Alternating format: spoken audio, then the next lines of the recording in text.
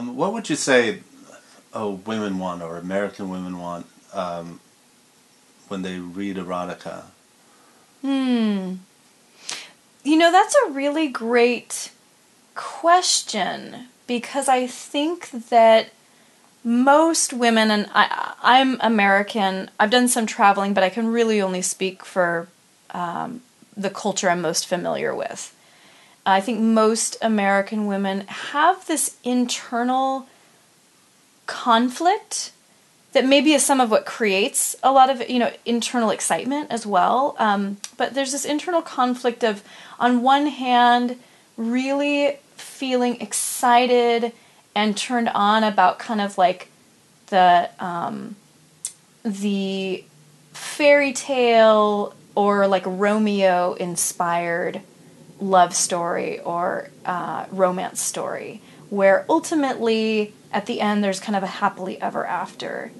And at the same time, I think there's a lot of, like, that's kind of a cliche or maybe a done or overdone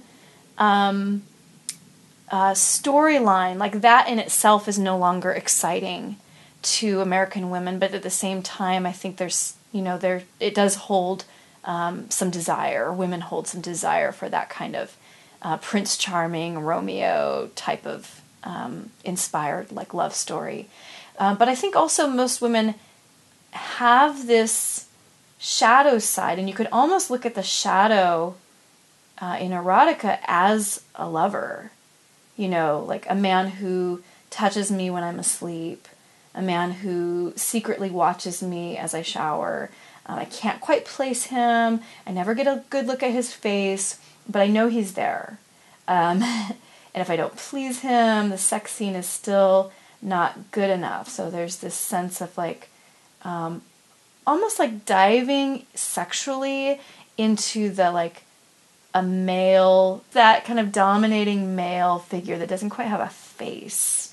But ultimately I think there's a lot of material in this kind of unknown places, places where we as women, as a culture, are just starting to give ourselves permission to look more deeply into.